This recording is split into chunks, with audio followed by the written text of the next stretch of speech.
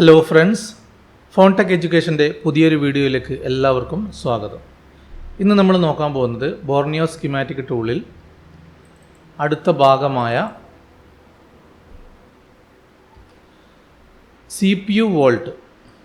ഇപ്പോൾ ഇവിടെ നിങ്ങൾക്ക് കാണാൻ പറ്റും CPU വോൾട്ട് എന്ന് നമുക്ക് കാണാം. അപ്പോൾ എന്താണ് CPU വോൾട്ട്, അല്ല എന്തിനാണ് അത്, ആ ഭാഗത്ത് എന്താണ് പറയുന്നത് നമുക്ക് നോക്കാം. അപ്പോൾ ഇവിടെ ഞാൻ എടുത്തു വെച്ചിട്ടുണ്ട്. അപ്പോൾ ഇവിടെ ബോർഡിൽ നമ്മൾ നോക്കിക്കഴിഞ്ഞാൽ നമുക്കിവിടെ കുറച്ച് വോൾട്ടേജസ് ഒക്കെ കാണാൻ പറ്റും. ഇതിൻ്റെ നേരെ ഓപ്പോസിറ്റ് ഭാഗം CPU ആണ്.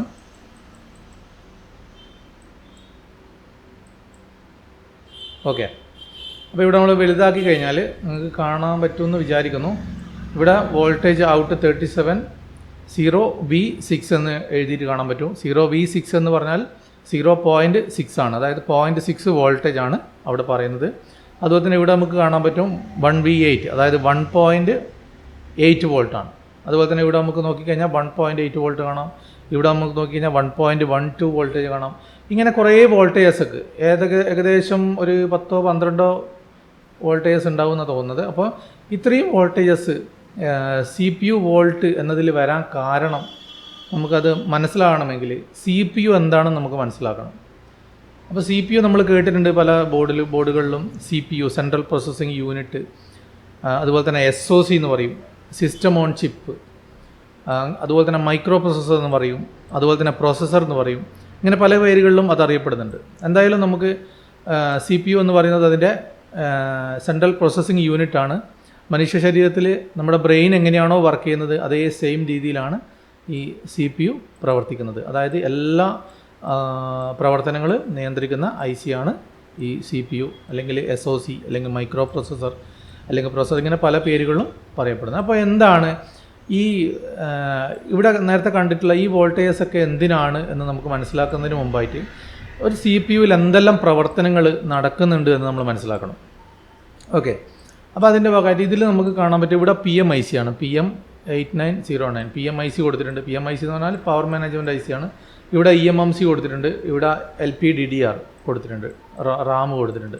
അങ്ങനെ ഇവിടെ നമുക്ക് കുറേ വേറെയും പല ഭാഗങ്ങളെ പറ്റിയിട്ട് നമുക്ക് കാണാൻ പറ്റും. അപ്പോൾ നമുക്ക് ഈ ചിപ്പിൽ എന്തൊക്കെയാണ് നടക്കുന്നത് നമുക്ക് നോക്കാം.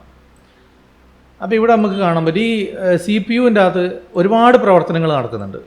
ഒന്നോ രണ്ടോ പ്രവർത്തനങ്ങളല്ല, ഒരുപാട് പ്രവർത്തനങ്ങൾ. ഓരോ സെക്ഷനിൽ നിന്നുള്ള കണക്ഷൻസ് ഇതിൻ്റെ അകത്ത് വരുന്നത് നമുക്ക് കാണാൻ പറ്റും. ഇപ്പോൾ ഇവിടെ നമുക്ക് കാണാൻ പറ്റും BB എന്ന് എഴുതിയിട്ടുണ്ട്, അത് ബേസ് ബാൻഡാണ്. അതായത് നമ്മുടെ ഫോണിലെ നെറ്റ്വർക്ക് സെക്ഷനിൽ നിന്ന് CPUവിലേക്കുള്ള കണക്ഷനാണ് ഈ ബേസ് ബാൻഡ് എന്ന് പറയുന്നത്. അപ്പോൾ ബേസ് ബാൻഡിൻ്റെ നെറ്റ്വർക്കിൻ്റെ കുറച്ച് ഭാഗങ്ങൾ CPUവിലുണ്ട്. അപ്പോൾ അത് രണ്ടും കൂടിയാണ് നമ്മുടെ നെറ്റ്വർക്ക് സെക്ഷൻ മൊത്തമായിട്ട് നിയന്ത്രിക്കുന്നത്. ഓക്കെ, അപ്പോൾ ബേസ് ബാൻഡ് എന്ന് പറഞ്ഞാൽ നെറ്റ്വർക്കുമായിട്ട് ബന്ധപ്പെട്ടുള്ളതാണ് ബേസ് ബാൻഡ്. അപ്പോൾ ഈ ബേസ് ബാൻഡിൽ നിന്നുള്ള കണക്ഷൻ, നമുക്ക് നെറ്റ്വർക്ക് സെക്ഷനിലുള്ള കണക്ഷൻ, ഓരോ കണക്ഷനും ഇവിടെ വന്നിട്ട് അതിൻ്റെ പേരുകളൊക്കെ ഇവിടെ എഴുതിയിട്ട് കാണാൻ പറ്റും. TX, അതുപോലെ തന്നെ RX, ഇങ്ങനെയുള്ള കുറേ ഭാഗങ്ങൾ നമുക്കിവിടെ കാണാൻ പറ്റും. അപ്പോൾ ഇത് നെറ്റ്വർക്ക് സെക്ഷനിൽ നിന്ന് വരുന്ന കണക്ഷനുകളാണ് ബേസ് ബാൻഡിൻ്റെ കണക്ഷൻ എന്ന് പറയുന്നത്. ഓക്കെ, ഇനി അടുത്തത് ഇപ്പുറത്ത് നോക്കിക്കഴിഞ്ഞാൽ വയർലെസ് LAN, അതായത് വൈഫൈ, ബ്ലൂടൂത്ത്, FM. നമ്മുടെ ഫോണിൽ ഒരു സെക്ഷൻ, അതായത് വേറെ തന്നെ ഒരു സെക്ഷനായിട്ട് നമുക്ക് കാണാൻ പറ്റും. വൈഫൈ, ബ്ലൂടൂത്ത്, റേഡിയോ ഫംഗ്ഷൻ ഉള്ള GPS അടങ്ങിയ ഒരു സെക്ഷൻ തന്നെ കാണാൻ പറ്റും. ആ സെക്ഷനിൽ നിന്നും വരുന്ന കണക്ഷൻസാണ് ഇവിടെ നമുക്ക് കാണാൻ പറ്റുന്നത്. അപ്പോൾ ഇതിൽ വൈഫൈൻ്റെ ഇതും വന്നു കഴിഞ്ഞു. പിന്നെ EMMC എന്ന് പറഞ്ഞാൽ നമുക്ക് അറിയാം. EMMC ഇതിൻ്റെ മാസ് സ്റ്റോറേജ് ആണ്, നമ്മുടെ ഫോണിൻ്റെ സ്റ്റോറേജ് IC ആണ് EMMC എന്ന് പറയുന്നത്. അപ്പോൾ അതിൽ നിന്നുള്ള കണക്ഷനുകളും ഇവിടെ നമുക്ക് ഡാറ്റ 7, ഡാറ്റ 6, ഇങ്ങനെ കുറേ കണക്ഷൻസ് നമുക്ക് കാണാൻ പറ്റും. അതുപോലെ തന്നെ നേരെ താഴോട്ടേക്ക് പോയി കഴിഞ്ഞാൽ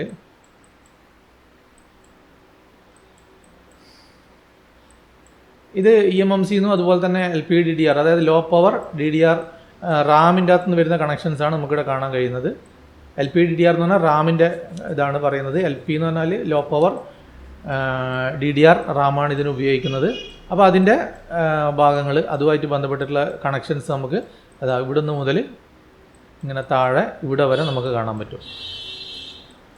ഓക്കെ, പിന്നെ ഇവിടെ താഴെ കാണിക്കുന്നത് പവർ ICയിൽ നിന്ന് വരുന്ന വോൾട്ടേജസ് ആണ് താഴെ കാണിക്കുന്നത്. അതുപോലെ തന്നെ ഇവിടെ നമുക്ക് കാണാം UAM 1, 2, അതായത് സിമ്മിൽ നിന്ന് വരുന്ന കണക്ഷൻ ഭാഗം നിയന്ത്രിക്കുന്ന ആ കണക്ഷൻസാണ് ഇവിടെ കാണിക്കുന്നത്. സിമ്മിൽ നിന്ന് വരുന്ന കണക്ഷൻസ്. പിന്നെ TF കാർഡ്. TF എന്ന് പറഞ്ഞാൽ ട്രാൻസ് ഫ്ലാഷ് ആണ്. അതായത് നമ്മൾ SD കാർഡ്, മെമ്മറി കാർഡ്, നമ്മൾ ചില ഫോണുകളിലൊക്കെ മെമ്മറി കാർഡ് നമ്മൾ ഇടുന്നുണ്ടല്ലോ. അപ്പോൾ അത് ഇട്ട് കഴിഞ്ഞാൽ അതിൻ്റെ കൺട്രോളിങ് നടക്കുന്നത് ഈ കാണിക്കുന്ന SDC എന്ന് പറഞ്ഞിട്ട് കുറേ കണക്ഷൻസ് നമുക്കിവിടെ കാണാം. ഇതിലൂടെയാണ് അതിൻ്റെ കാര്യങ്ങളൊക്കെ CPU നിയന്ത്രിക്കുന്നത്, SD കാർഡിൻ്റെ. അപ്പോൾ ഇവിടെ നമുക്ക് കാണാൻ പറ്റും LCD. അപ്പോൾ LCDയിലേക്ക് ഡാറ്റ ലൈൻസ് പോകുന്നത് ഈ CPUയിൽ നിന്നാണ്. അപ്പോൾ അതിലേക്ക് പോകുന്ന കണക്ഷൻസാണ് ഇവിടെ നമുക്ക് കാണുന്നത്. അതുപോലെ തന്നെ ക്യാമറേൻ്റെ കണക്ഷൻസ് ഇവിടെ മുതൽ ഇവിടെ വരെ ക്യാമറേൻ്റെ കണക്ഷൻസ് കാണാൻ പറ്റും. അപ്പോൾ ക്യാമറേനെ കൺട്രോൾ ചെയ്യുന്നത് ഈ ലൈൻസ് വഴിയാണ് കൺട്രോൾ ചെയ്യുന്നത്. അതുപോലെ തന്നെ ഇവിടെ USB എന്ന് പറഞ്ഞ ഭാഗമുണ്ട്. USB-യിലെ നമ്മളെ DMDP ലൈൻ ഇങ്ങനെയുള്ള കുറേ കാര്യങ്ങൾ അതിനകത്ത് നിയന്ത്രിക്കുന്നുണ്ട്. അപ്പോൾ അതും ഈ CPU-യിലേക്ക് വരുന്ന ഈ കണക്ഷനിലൂടെയാണ് CPU അത് കൺട്രോൾ ചെയ്യുന്നത്.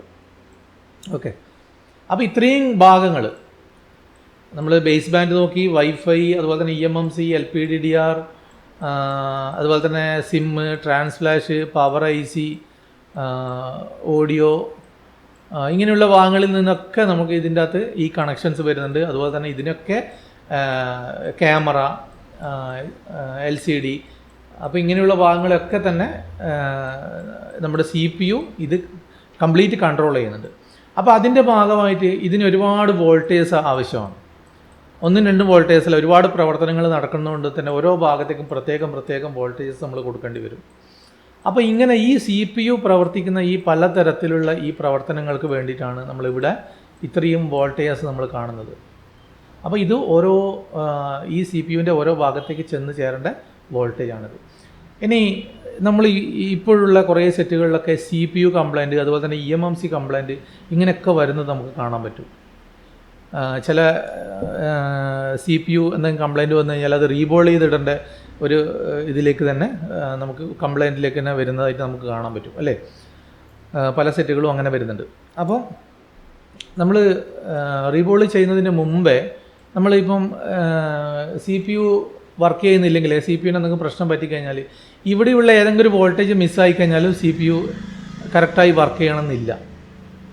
അപ്പോൾ നമ്മൾ ചെയ്യേണ്ടത് ഇങ്ങനെയുള്ള മേജർ വർക്കൊക്കെ വരുന്ന സമയത്ത് നമ്മൾ ഈ ഒരു വോൾട്ടേജസും കൂടി ചെക്ക് ചെയ്യുന്നത് നല്ലതായിരിക്കും. കാരണം ഈ ഏതെങ്കിലും ഒരു വോൾട്ടേജ് മിസ്സായിട്ടാണ് CPU വർക്ക് ചെയ്യാത്തതെങ്കിൽ നമ്മൾ അതിൽ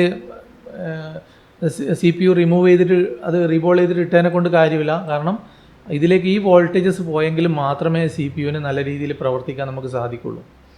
അപ്പോൾ ഈ ഒരു എല്ലാ വോൾട്ടേജസും ചെക്ക് ചെയ്തതിന് ശേഷം ഓക്കെ ആണെന്നുള്ള ശേഷം മാത്രമേ CPU റിമൂവ് ചെയ്യുന്നതായിരിക്കും ഏറ്റവും നല്ലത്. ഓക്കെ, അപ്പം CPU-നെ കുറിച്ചിട്ടും അതിൻ്റെ പ്രവർത്തനങ്ങളെക്കുറിച്ചിട്ടും നിങ്ങൾക്ക് മനസ്സിലായി കാണുമെന്ന് വിചാരിക്കുന്നു. അപ്പോൾ ഇത്രയും വോൾട്ടേജസ് നമ്മൾ ജസ്റ്റ് ഒന്ന് ചെക്ക് ചെയ്യുക CPU റിമൂവ് ചെയ്യുന്നതിന് മുമ്പേ. അല്ലെങ്കിൽ നമ്മൾ ഈ ഒരു വോൾട്ടേജസ് മിസ്സായിട്ടാണെങ്കിൽ നിങ്ങൾ CPU അയച്ചിട്ട് റീബോൾ ചെയ്തിട്ടും കാര്യമില്ല. ഈ വോൾട്ടേജസ് എവിടെ നിന്നാണോ വരുന്നത് ആ പവറിൻ്റെ ആ സെക്ഷനിൽ നിന്ന് വരേണ്ടതാണ്. ഇതൊക്കെ തന്നെ എല്ലാം പവർ IC-യിൽ നിന്ന് വരേണ്ട വോൾട്ടേജാണ്. അപ്പോൾ ഏതെങ്കിലും ഒരു വോൾട്ടേജ് മിസ്സായി കഴിഞ്ഞാൽ CPU വർക്ക് ചെയ്യില്ല. അതുമായിട്ട് ബന്ധപ്പെട്ട് CPU-ആയിട്ട് ബന്ധപ്പെട്ടിട്ടുള്ള ഒരുപാട് കാര്യങ്ങൾ അവിടെ നടക്കുന്നുണ്ട്. അപ്പോൾ അതിൽ വോൾട്ടേജസ് കിട്ടാതിരുന്നു കഴിഞ്ഞാൽ അത് ശരിയായ പ്രവർത്തനം ഉണ്ടാവില്ല. ഓക്കെ, അപ്പോൾ ഇത്രയും കാര്യങ്ങൾ മനസ്സിലായെന്ന് വിചാരിക്കുന്നു. അപ്പോൾ അടുത്ത കണ്ടൻറ്റുമായിട്ട് അടുത്ത വീഡിയോയിൽ കാണാം. ബൈ.